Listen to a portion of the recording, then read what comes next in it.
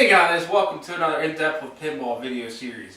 In this video, we're going to talk about Gottliebs' Nightmare on Elm Street, Freddy Krueger. This game was produced in October of 1994. It was designed by Billy Parker and Ray Tanzer. They made a little over 2,800 games, so there's not too many of these out here anymore. So this video, we're going to dive into the cabinet inside, the back box, check out the playfield, and just look at the artwork and what makes this game stand out in my mind. This is one of my favorite games in my collection. So let's take a look at it, shall we?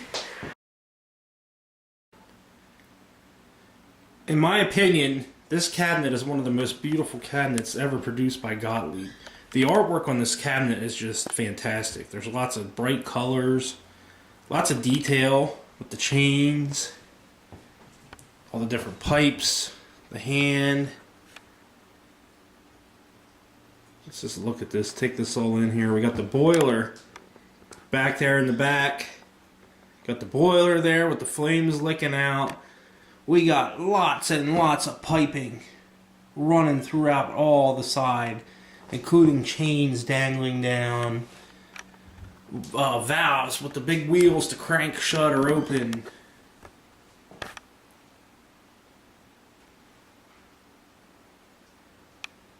He's even got blood dripping off of one of these pipes here, as you can see.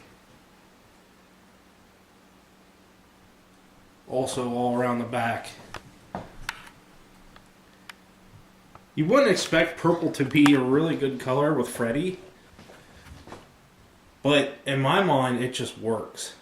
It's one of those things. One of those rarities that you say, oh, Freddy Krueger, let's make a Freddy Krueger pinball, and most of the artwork on the side is going to be purple. Well, it worked. It definitely worked.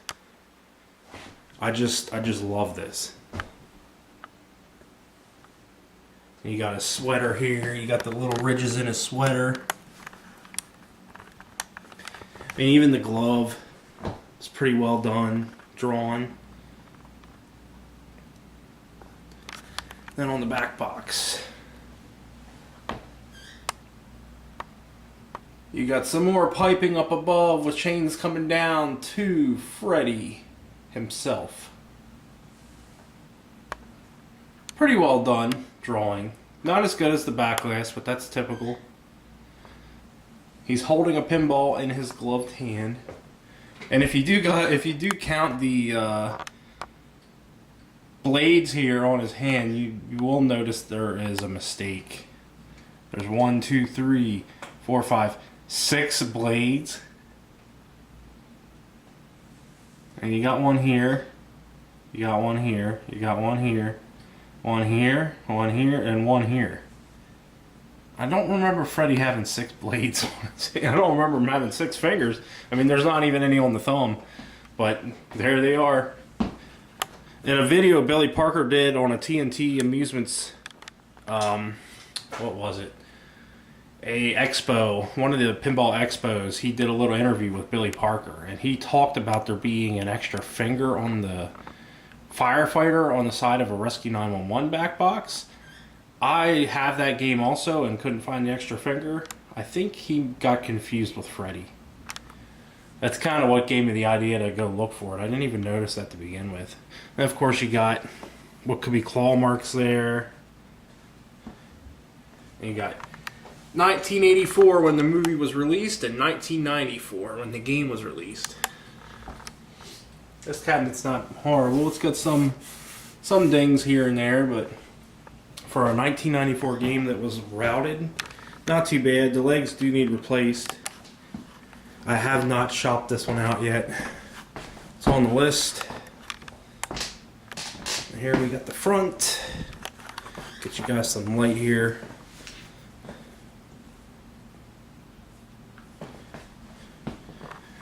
Here we got the front of the cabinet.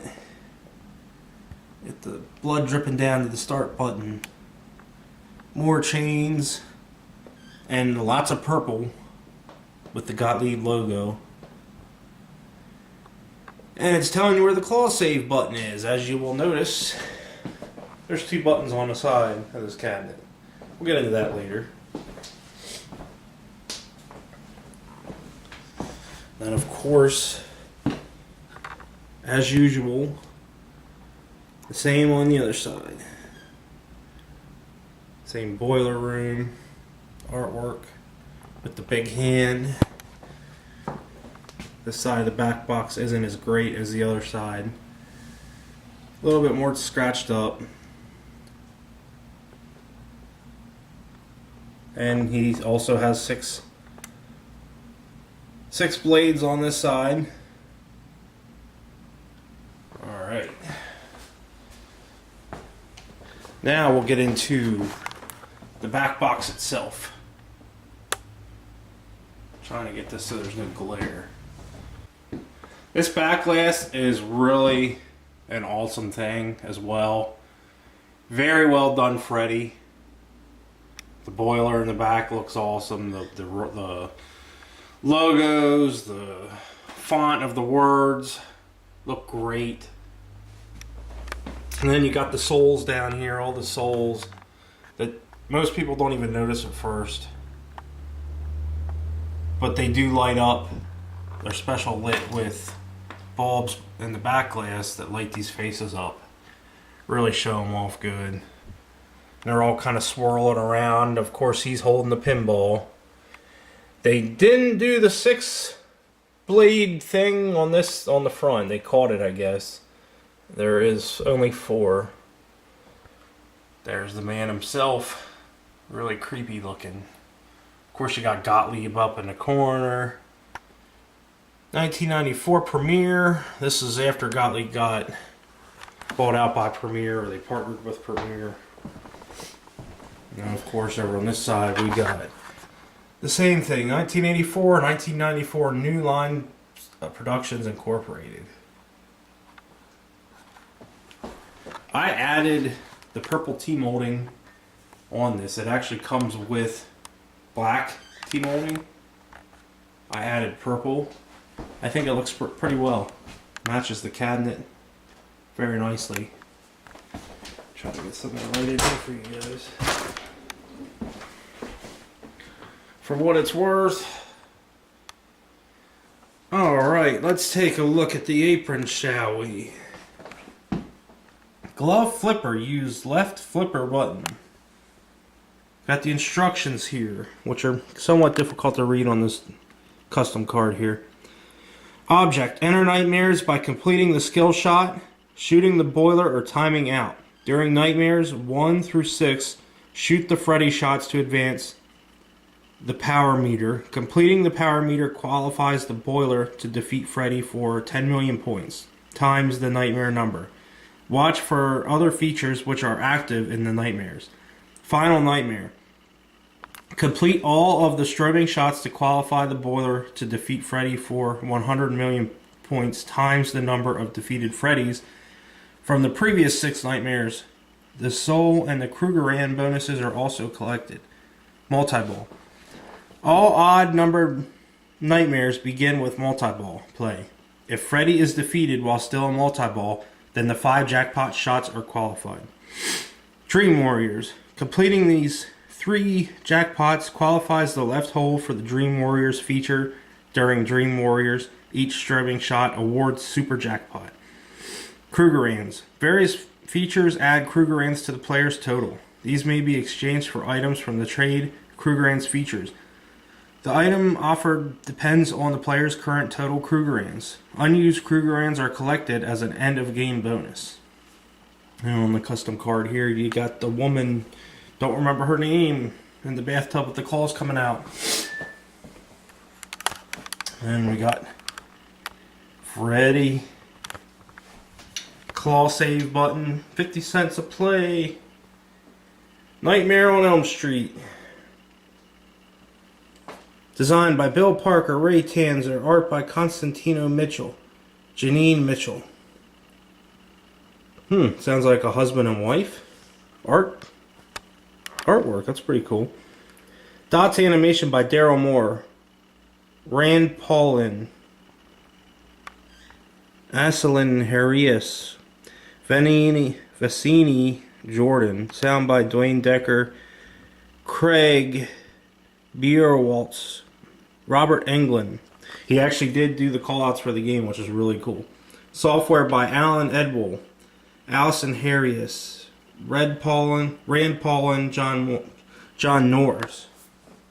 Some of those names. But yeah, Robert Englund did do the callouts for this game, so it's one of the cool things about it. On the DMD plexi, we got Freddy's eyes peeking out the top of the DMD there. You got the Elm Street sign with the claw scratches. Of course, more purple, more chains. And this is really cool. The speaker panels have these 4 scratch marks with blood splattered all over them. Really cool looking, I think. I'll have to do some research to see if the people that did the artwork are husband and wife. I mean, they both have the same last name, so they're related somehow. They did a really awesome job on this game. And of course, the playfield. Let's get to the playfield, shall we?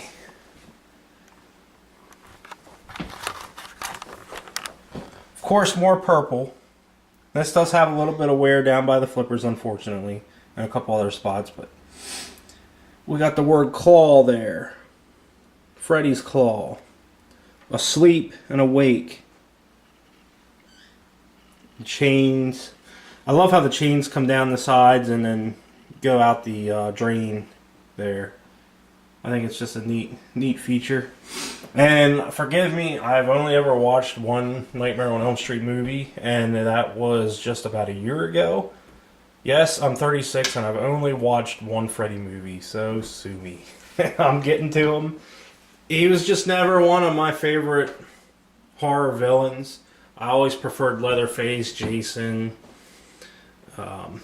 Michael Myers. Never was huge into Freddy. I really don't have a reason why. Maybe just because I haven't watched them, I don't know. But so I'm not going to be able to reference a lot of the stuff you see on this playfield from the movies. I know there is a lot of movie references, so maybe you guys can comment below, all you diehard Freddy fans out there. Tell me what movies these are from. You got the Accidental Tours. He's driving a bus with a guy diving out of the way on the front of the bus there. And it kind of continues past the slingshot there. Over here you got a junkyard scene. A bunch of cars, trucks piled up on top of one another with multi-ball lit when flashing. And we're looking through a ramp here. Junkyard scene continues down. And we got the TV. I know one of them, he came out of the TV, I believe. So there you got him with the antennas coming out of his head. TV is unplugged. They even have the unplugged TV there. Trade Krugerlands. Light Trade Krugerlands when lit. I don't think Krugerlands was a thing in the movie. I highly doubt it. It's something they made for the game. It's kind of like your Bitcoin or something. You just trade this currency you collect while playing the game. You can trade it for specific things in the game. Here you got the 1, 2, Freddy's coming for you, girls over there jumping, jump rope. Glove flipper. When that's lit, you can use the glove flipper, which is normally broken, but I repaired mine. Believe it or not, this flipper, it was a really cool idea, but it was poorly designed. Only the bottom blade, and I'm sure you guys can tell by looking at it, only the bottom blade there is metal. The rest are plastic. So what happens is, you flip the flipper, the ball hits the bottom blade, it projects it upward and into the other 3 flippers, or the other 3 blades above, in time breaking them off. So there's a couple different fixes. I've seen a couple fixes where people actually machine down metal blades like that, epoxied them onto the glove. I've seen people use popsicle sticks, shaved them down, painted them, epoxied them onto the glove. I used Lexan cut them down, shaped them, and epoxied them onto the glove. I think it came out alright. They're not perfect, but in the movie his glove was homemade anyway, so kind of matches. You know, it's not perfect. I thought about putting even some blood on there for an effect. While I'm over here, we'll look at the house. This is the house, I believe, from the first movie. Let me take the glass off. Alright guys, I took the glass off, so hopefully you'll get a little bit better view here of this playfield now. I'll just kind of go over and quickly show you what we were looking at earlier, so you can get a better look with the glass off.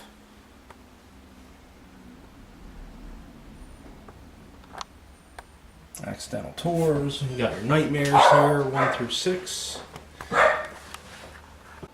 Alright, let's check out the house here. This house, in my opinion, could have been done a lot better. They kind of cheaped out on it in a way. It's, of course, the house after, or in the nightmare, I guess, where it's all boarded up. You can see the boarded up windows there. Kind of resembles the house from the movie, but then kind of doesn't. Could have added a little color to it maybe, but also could have had some holes for actual windows so lights could shine through. Could have done a lot more. You got the scratches and the blood there for no real reason, I guess, unless that's supposed to be boarded up windows. But there is flashers that flash inside of it, however, because there's no holes in the actual plastic, it doesn't really do much to light it up. Now, if I put LEDs flashers in there, it'll probably light up better, and that's kind of what I plan on doing. But it's just one of the areas of the game that I think could have been done better, done a lot better. But anyway, there it is. This is really cool. Not sure if that's from a movie, but take a stab at the jackpots. Glove hand, but he's got the hat, but he's skeleton. And you've got like the liquid metal. Pretty sure that was from one of the movies. With the Freddy face. Got this plastic protector, which seems kind of odd. Not really sure what it's stopping. I guess balls from going behind the house, but seems like they could have done that a lot easier without that huge sheet of plexiglass. And we'll come around to this side. We've got the 3 drop targets, which are basically just broken windows, it looks like. We've got a girl going into a mirror, it looks like, getting sucked into a mirror. More power, more, or set alarm, big points. Here's your extra ball, that's where you go to get it there at the red target. And you got the glove flipper decal there. Some stuff going on there. There's some artwork under that clear plastic. This thing really needs shopped out. I'm hoping it's going to clean up a lot better. I did wipe it down, but this artwork's really cool right here too. You got the souls all around. Just a really cool thing. And we got the boiler over here. We'll save Freddy for last. We got the boiler. One of the main highlights of the game, also part of the skill shot. That door goes up and down. Skill shot's easy. Get your ball in the boiler when the door's down. Set some more chains and blood.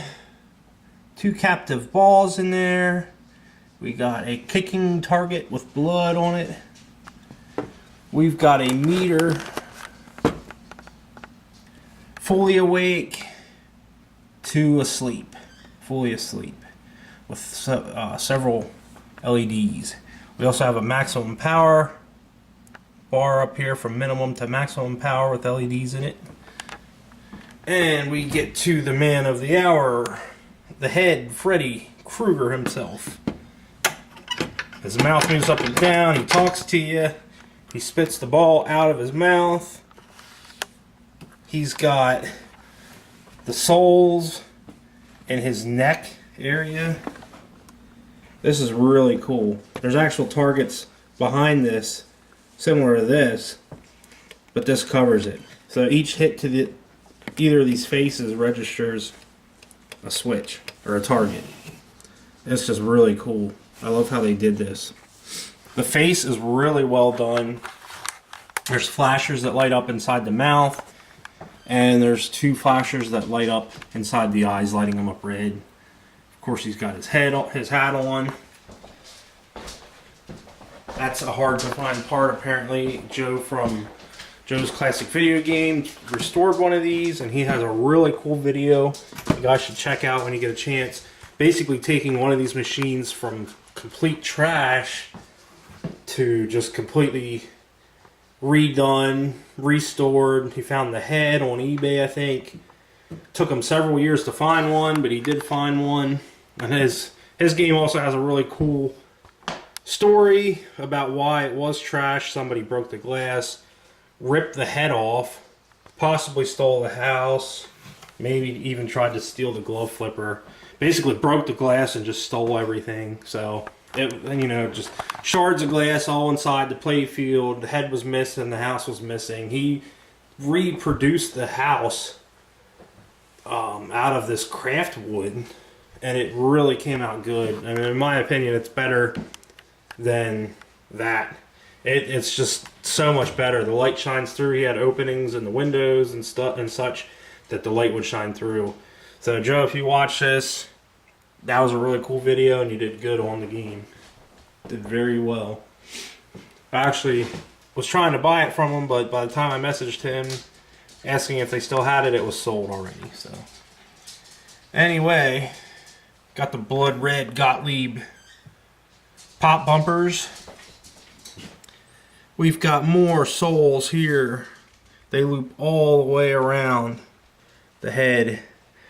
And there actually is a diverter gate back here that will open and shut. So hard to get light with a phone. So hard. There's the diverter gate. Basically it swings open like this. Swings open all the way. So if a ball comes up this way, hits the diverter gate, directs it into Freddy's head. If it's open, the ball just do a loop around his head. If it's open and the ball comes this way, it'll go inside and come to that up kicker. So that's pretty cool.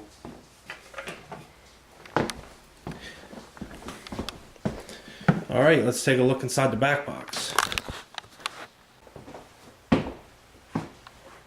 Something really cool that the Gottlieb System 3s had that a lot of other pinballs didn't have was the ability to replace the artwork very simply and probably a lot more cheaper than it would be on something like that, where that is all one piece pretty much from what I'm seeing. This easily separates just by removing that black channel. You can easily lift this DMD bezel out. And as you can see, it's got a red tint to it, as I think pretty much all or most of the System 3s had. Then there's your standard DMD with the speaker artwork. Oh, pretty simple, small speakers. Let's take a look in the back box here. System 3s were pretty much bulletproof in the way of Gottliebs. They didn't have the issues that the prior System 80B and the System 1s had with the grounds. It really was no longer necessary to do the ground mods, although people still do recommend doing them. Basically, you still have the little potentiometer there on the power supply, which can get dusty, get dirty inside, and just give off weird power. The power won't be stable, it'll fluctuate a lot. So basically replacing that was one of the big things you had to do with these. But otherwise, they got a lot of their issues ironed out by this time. They still did use the plastic standoffs for the boards. but from what I understand, there was more grounds run. So it was basically a lot more bulletproof. They got rid of the battery, the Data Century battery, and put in a lithium button battery like that won't leak. Had its own separate driver board, separate from the computer. Had its own soundboard, auxiliary soundboard, display board, and so on. So pretty simple, pretty basic. Very well built. I haven't had any issues with this game.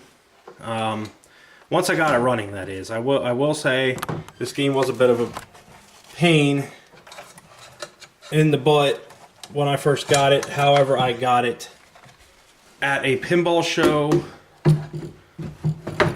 in kind of as-is condition, like pretty much mostly working, but there was some issues that needed ironed out. The biggest issue was the boiler door would only open at the start of the game. It wouldn't keep moving. That turned out to be one of these drop targets was broken. So because the drop target was registering all the time, the game thought, okay, the ball's in play, stop the door, because that's normal. Once the ball comes out, if you don't make the skill shot and you hit any target anywhere else on the playfield, it will stop the door in the down position. So it was doing what it should.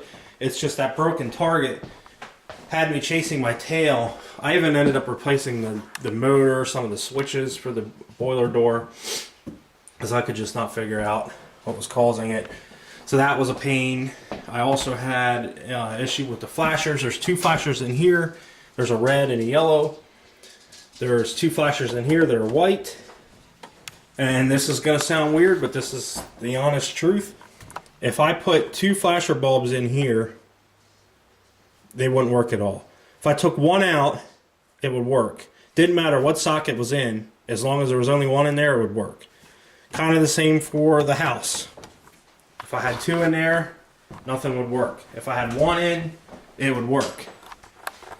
But they weren't working like they should. They should both function with two flashers each like they're supposed to. So I chased my tail, was tracing wiring, and it was kind of by dumb luck. This was several weeks into trying to figure this out off and on the weekends and stuff. It's not like I was constantly working on it for weeks on end, but after work, or whatever on the weekend, I'd come out and mess around with it a little bit trying to figure it out. Well, it turns out by dumb luck, I was, tracing the wires, trying to see where they go, and I pulled on one wire that looked like it ran into a big, large harness of wires. I pulled it, and it came out. So basically what happened was a wire broke, or somebody unsoldered it from one of the flasher sockets here, and they tucked it into the center of the harness.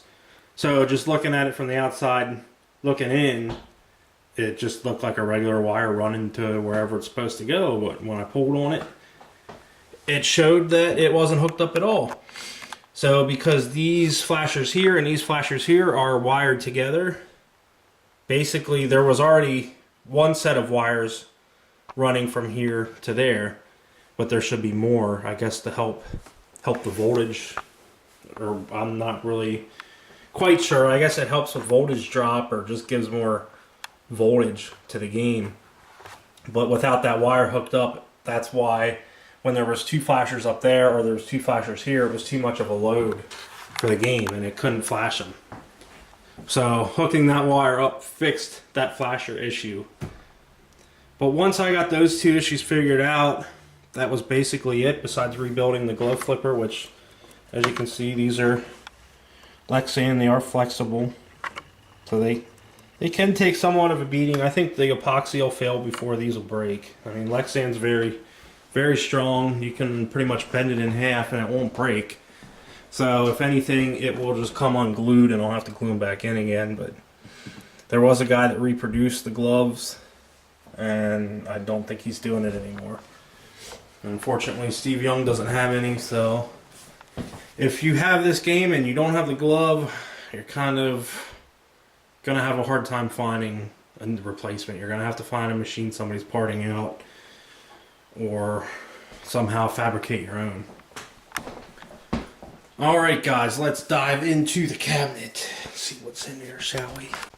Here we are in the dark recesses of the Freddy Pinball machine. Got the original card stapled there. Here's your power jumpers. Basically, depending on what country or what power you needed, you could swap the game by replacing... Is it that one? Where is it?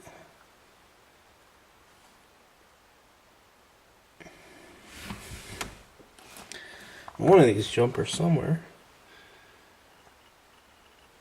That's right. It's down in there. That one right there. With the red stripe.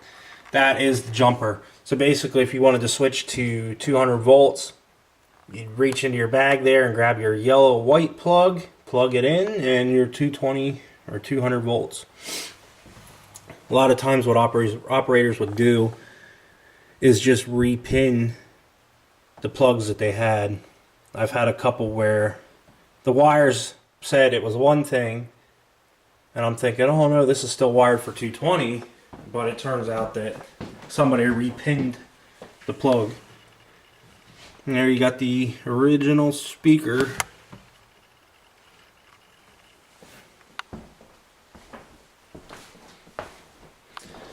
You got your information enclosed. Switch location, switch matrix, diode boards, relay and solenoid coils, playboard fuses, coil chart. This was some information that was included with the game. Switch matrix diode board. You have a coil chart. Tells you what coil does what, and the resistance and the color. Number of turns of the winding, the resistance. Pretty handy. And you got a chart here for your fuses. This is all the fuses on the game and their values. This was really handy for the operator because if somebody else pulled the fuse stickers off the back box or in the cabinet or whatever, you could just grab this and reference it as you needed. You wouldn't even have to dig the manual out, or maybe you didn't have the manual. Switch locations. This tells you where all the switches are and their numbers. So if you have a switch error, you can pull this out, say, you know, oh, switch 11's bad. Oh, that's the bottom pop bumper. So yeah, these were cool little reference charts that they gave to the operators, and it's kind of cool how the one side, I don't know how well the camera's picking this up. You can tell this was the side that was facing out just because of the discoloration. It almost looks like it sat in the sun for a while.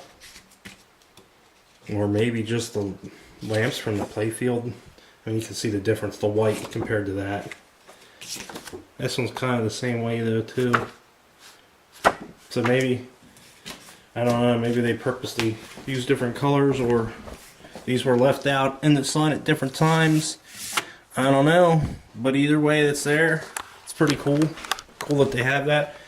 Of course you got your tilt bob there like any other game.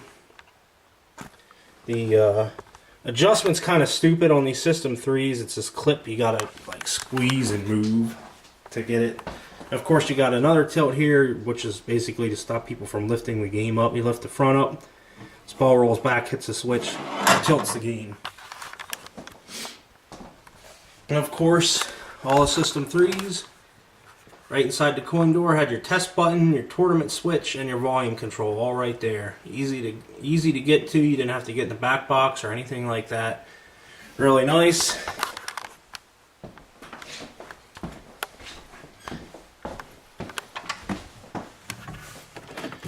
And they also had this plastic cover to protect the fuses and the transformer there. basically from anything metal, screws or solder or whatever. You can see somebody drop some solder here. That could have went onto the transformer and soldered something together that shouldn't be, or a fuse soldered together. So it is kind of a good idea, since it's directly right underneath the center of the cabinet, basically, to have that. There's your fuses there, all your fuses. That's kind of the same as the Gottlieb 80 System Bs.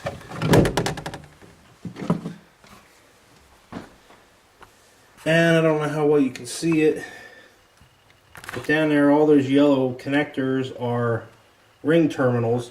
All those white wires down there are grounds, and they go to a ground board.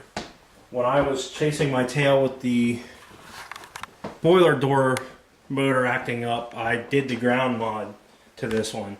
Even though it wasn't necessary, it wasn't the cause of my issues, it was done. So basically, it just involves removing that little circuit board that the plugs plug into, that they ground to. Remove that, cut the ends off, cut the plugs off, and crimp on ring terminals and screw them all together on the side of the housing there, transformer housing, just like that. If you guys want to do that, check out Clay Harris's website.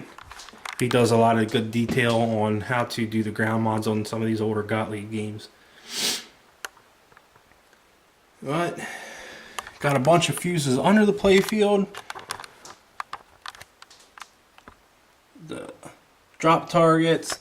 There's the elusive boiler door motor that gave me so much issues. The up kicker.